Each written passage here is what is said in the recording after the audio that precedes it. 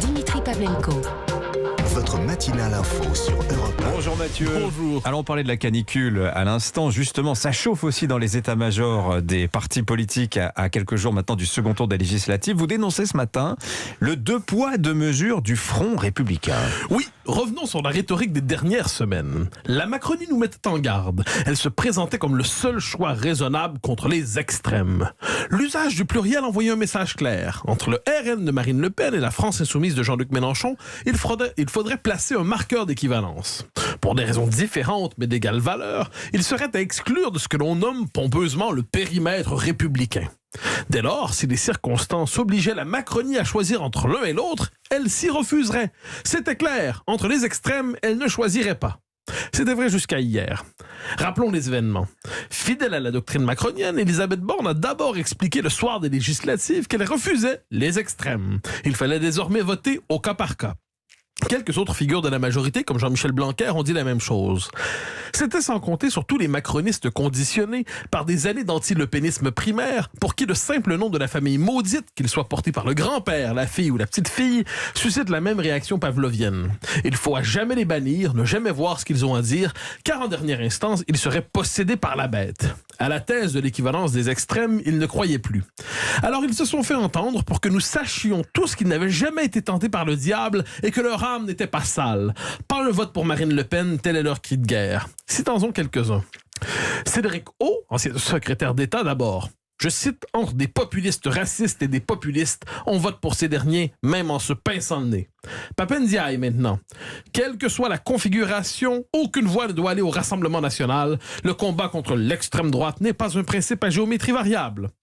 Olivia Grégoire, la nouvelle porte-parole du gouvernement, a rajouté son grain de sel, dis-je, en disant, dis-je, quoi faire quand les extrêmes se rencontrent, je cite, dans ces cas précis, RN-NUPES, pas une seule voix pour le Rassemblement national.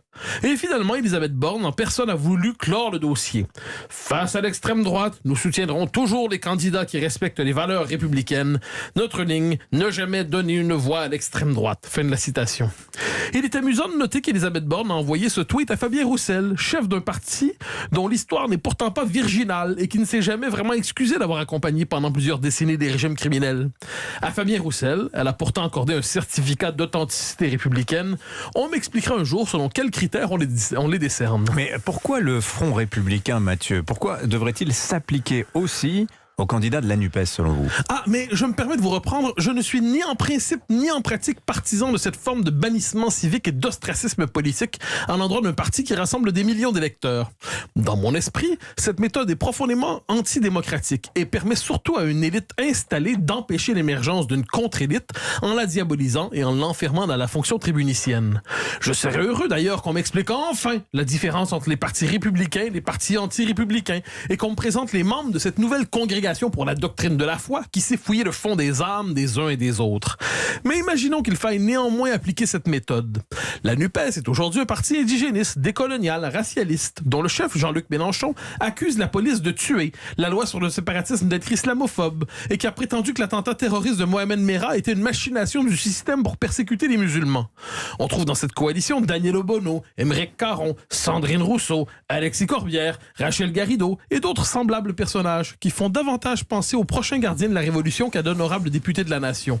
Quelle belle galerie, n'est-ce pas? Mais voilà, apparemment, ça ne dérange pas. Apparemment, cet extrême-là est bien moins dangereux que l'autre. Bon, quelle conclusion vous tirez de tout ça, Mathieu?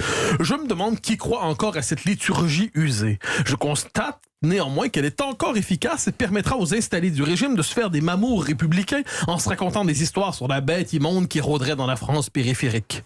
Que le Front républicain, aussi, est une mauvaise blague racontée par un régime en crise qui mobilise la mémoire de la Deuxième Guerre contre ceux qui plaident pour un retour à la démocratie référendaire, qui fascise ceux qui luttent contre l'immigration massive, mais qui se couche devant une gauche insurrectionnelle qui ne renie pas sa filiation robespierriste, qui racialise les rapports sociaux et qui islamophobise la laïcité française. C'est à se demander où sont les frontistes républicains quand on a besoin d'eux. Ils ont probablement piscine républicaine, évidemment. Merci beaucoup, Mathieu Bocquet.